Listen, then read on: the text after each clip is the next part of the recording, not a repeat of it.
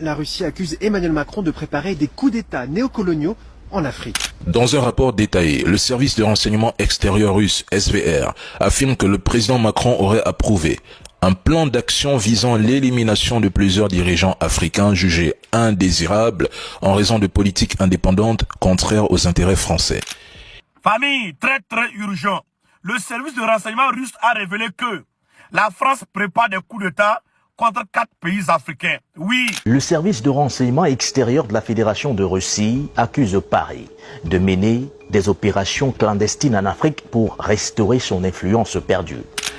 Il évoque également une implication française dans la tentative de coup d'État du 3 janvier au Burkina Faso qui a finalement été déjouée. Selon ces mêmes sources, la France préparerait des coups d'État néocoloniaux en Afrique. Dans ce cadre, le nouveau président de Madagascar serait désormais dans la ligne de mire de Paris qui chercherait à le renverser en raison de son orientation diplomatique, notamment son rapprochement avec les BRICS. Le SVR estime que Paris tente de reconquérir l'influence perdue dans plusieurs pays africains. À cette fin, l'administration Macron envisagerait des stratégies de déstabilisation. Si les pressions échouent, des coups d'État néocoloniaux ou des révolutions colorées seraient utilisés pour renverser les régimes visés. Toujours selon le SVR, l'administration Macron rechercherait activement des opportunités de vengeance politique en Afrique. Le SVR figure par ailleurs parmi les 3 services de renseignement les plus influents et puissants au monde. À titre de rappel, il avait déjà alerté par le passé sur des projets visant les chefs d'État de l'AES, des avertissements dont les conséquences ont été observées quelques années plus tard.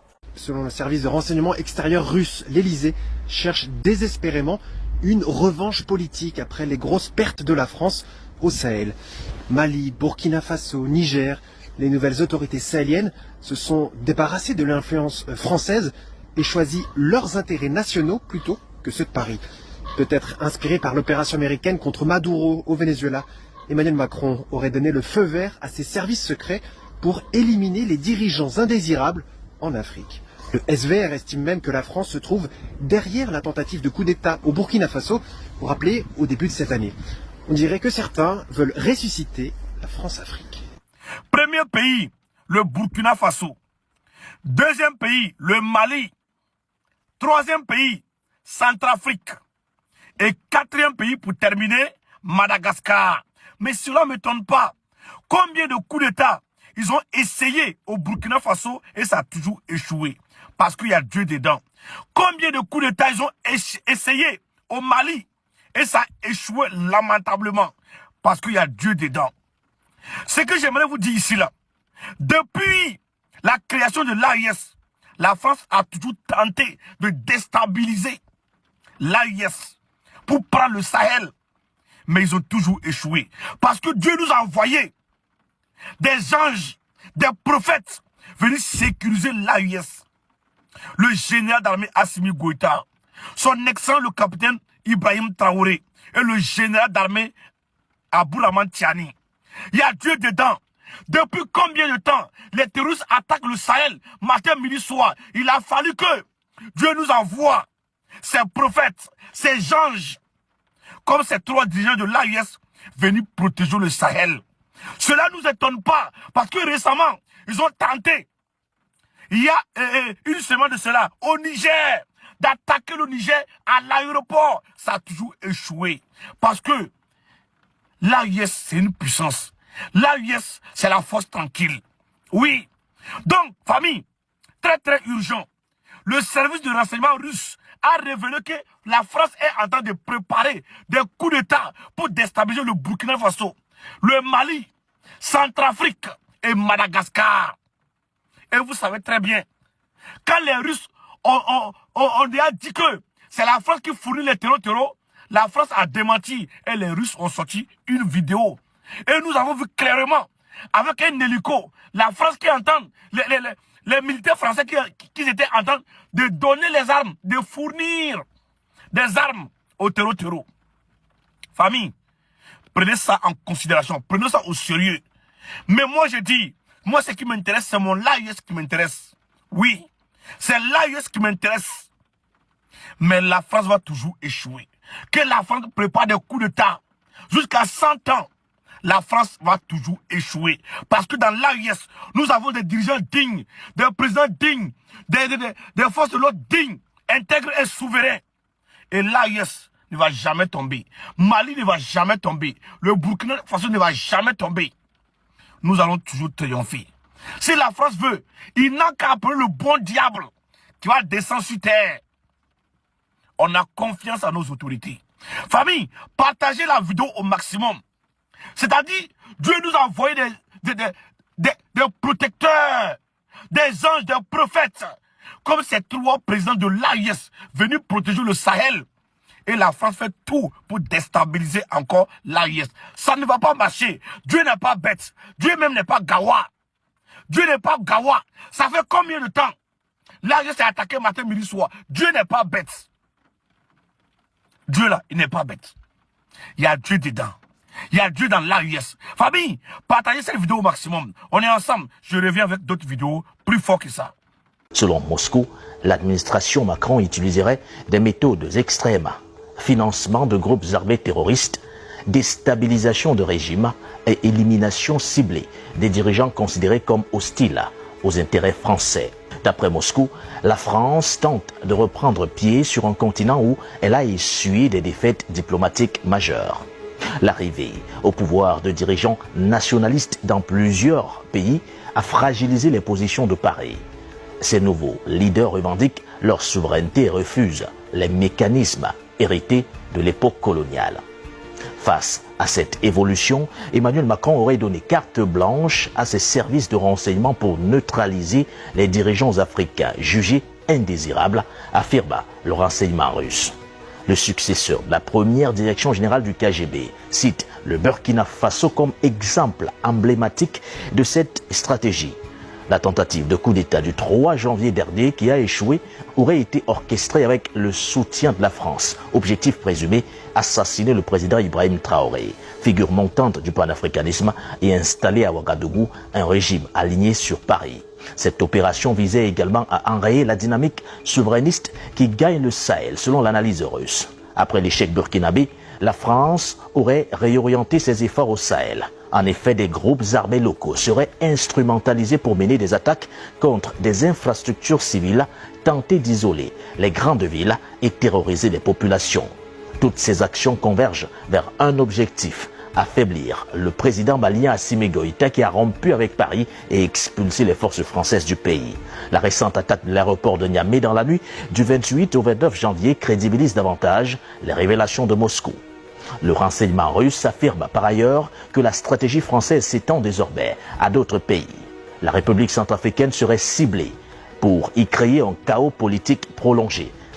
À Madagascar, depuis l'arrivée au pouvoir en octobre 2025 d'un nouveau gouvernement favorable aux BRICS, Paris chercherait à renverser le président Michael Randrianirina pour rétablir un régime plus docile. Selon le SFR, la France franchirait une ligne rouge en s'appuyant directement sur des groupes terroristes de différentes obédiences, désormais considérés comme des alliés tactiques sur le continent. Cette dérive illustrerait, selon Moscou, l'échec de la politique africaine d'Emmanuel Macron. Le président français serait incapable de se défaire de l'image néocoloniale qui colle à la France, celle d'une ancienne puissance coloniale perçue comme prédatrice, accusée de piller les ressources africaines et de bloquer le développement souverain du continent. N'oubliez pas de vous abonner sur nos principales plateformes numériques. RDC. Au moins 200 morts dans un glissement de terrain sur le site minier de Robaya, une zone contrôlée par le M23. Sur ce même site, entre juin et juillet 2025, on comptait déjà près de 500 mineurs piégés. Des mineurs privés de tout avenir. Ces mineurs sont nés dans la guerre, ils ont grandi dans la guerre et s'éteignent à fleur d'âge dans la guerre. Leurs vies disparaissent avant même d'avoir commencé, broyés par des conflits qui ne les concernent pas, mais qui les engloutissent. Aucun rêve, aucune enfance. Juste la violence et le silence du monde qui les ignore. Des centaines de vies fauchées dans l'indifférence quasi totale. Juste quelques articles rapidement publiés, puis plus rien. Chacun va qu'à ses occupations. En lisant certains articles, on a presque l'impression que chacun a peur de publier l'information. En réalité, en RDC, la mort est devenue banale. Je l'ai dit hier, je le dis aujourd'hui, et je le dirai demain, jusqu'à ce que je n'ai plus la force de le répéter. Les morts, les catastrophes humaines liées à l'exploitation illégale des mines, les groupes armés, les populations sacrifiées, mesdames et messieurs, tout cela est normalisé. Roubaïa est l'une des plus importantes zones d'extraction artisanale de coltan au monde. Ce coltan finit dans les chaînes d'approvisionnement mondial pour les géants de la tech. Et tant que le coltan alimente les gadgets quotidiens, je suis désolé, le coût humain reste largement ignoré. Vous refuserez de parler de la RDC jusqu'au jour où leurs conflits viendront vous engloutir, je répète. Aujourd'hui, certains pays vivent en paix, en Afrique, et prétendent que ce qui se passe ailleurs ne les concerne pas. Demain, le chaos peut vous atteindre à votre tour, et ce jour-là, le discours ne sera plus le même, et peut-être, nous ne serons même plus là sur les réseaux pour en parler. Faites très attention. Quand c'est bon, c'est bon. Financement du terrorisme au Sahel. Les financiers viennent de la Côte d'Ivoire, d'Alassane Draman Ouattara et du Bénin, de Patrice Talon. Mes frères et sœurs, c'est pas le capitaine Ibrahim Traoré qui a dit, c'est pas le général Abdrahman Chani qui a dit, c'est pas le général Assimi Goïta qui a dit.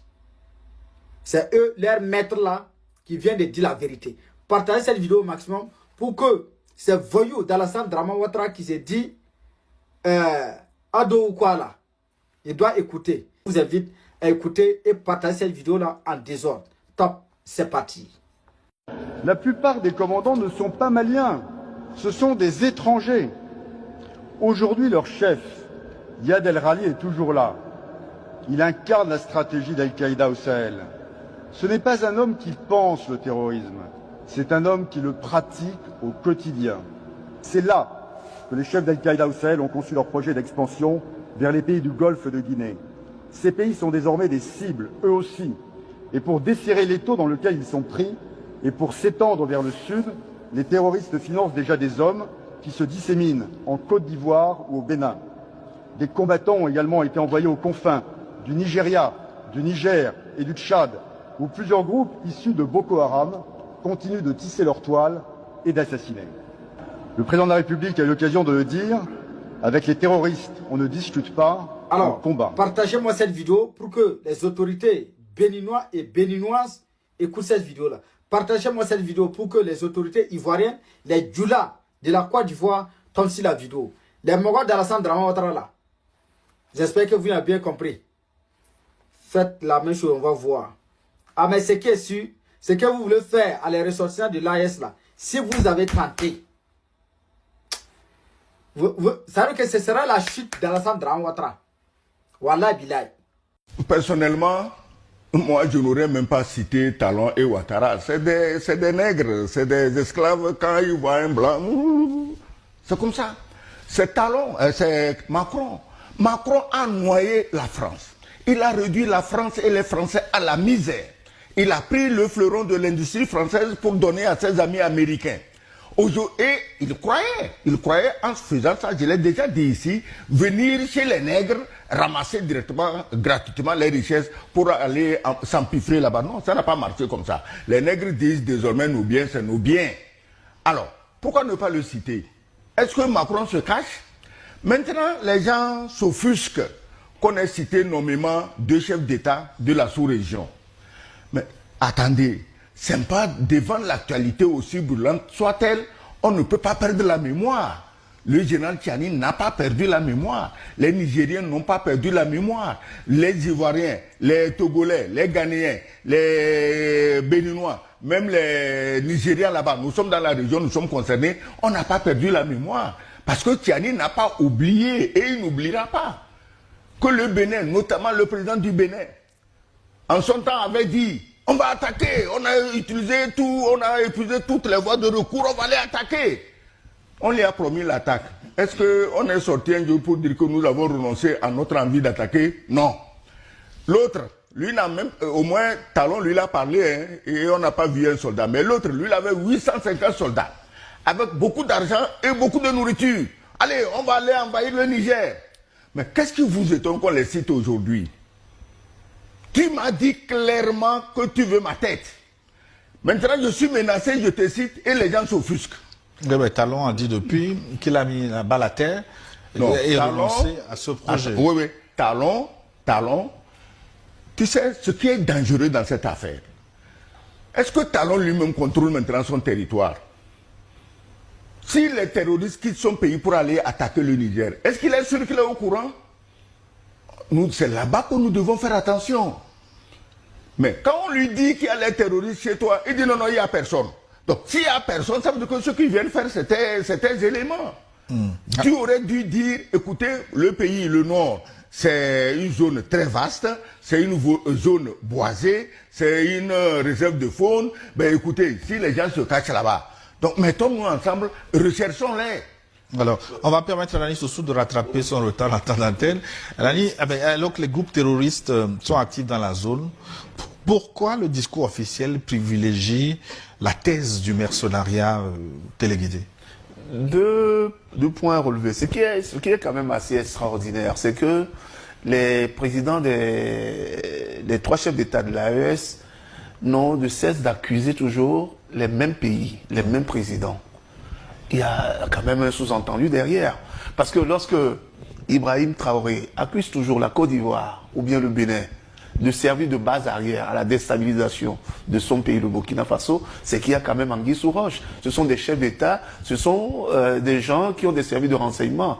Et n'oublions pas que depuis que ces États ont signé des alliances avec la Russie, ils sont devenus, la Russie les a aidés à avoir des appareils d'écoute sophistiqués pour intercepter des conversations. Et ils ont des renseignements militaires aussi, que la Russie les aide à avoir des renseignements militaires. Donc si Ibrahim Traoré accuse le Bénin souvent, il accuse la Côte d'Ivoire souvent de servir de base arrière, ce n'est pas anodin.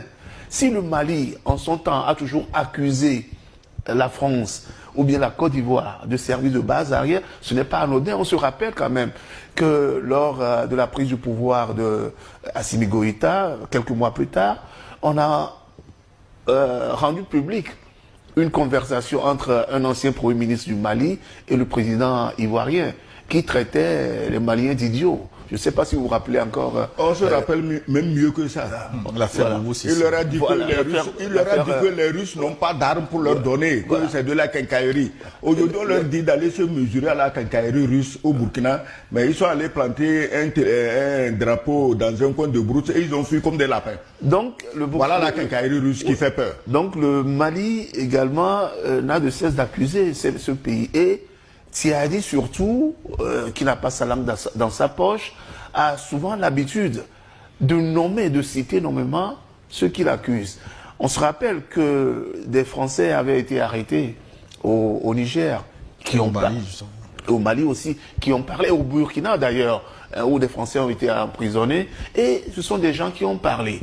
On se rappelle également l'incident des 49 mercenaires ivoiriens arrêtés au Mali, qui ont parlé et qui ont donné les sources de leur financement et les commanditaires de tout ce qui pouvait se passer à l'époque au Mali. Donc ce sont des éléments quand même de preuve qui permettent aujourd'hui à ces chefs d'État de dire que à la fois le Bénin et à la fois la Côte d'Ivoire servent de base arrière. Or, on sait le lien intrinsèque qui lie par exemple le président ivoirien au président français. Et on sait également comment de bonnes relations existent entre la France et le président béninois Patrice Talon. Donc au regard, quand on met côte à côte tous ces éléments et que ces trois pays n'arrêtent pas d'accuser, de porter des mains accusateurs sur les mêmes pays, il y a quand même anguille sous roche. Et qu'il va falloir quand même se documenter pour voir pourquoi ces pays-là n'accusent pas d'autres pays et que c'est toujours les mêmes pays qui sont accusés. Mais deuxième élément je voudrais juste rappeler que les deux pays épinglés ont apporté un démenti formel à ces accusations. Laisse-moi terminer. Oui.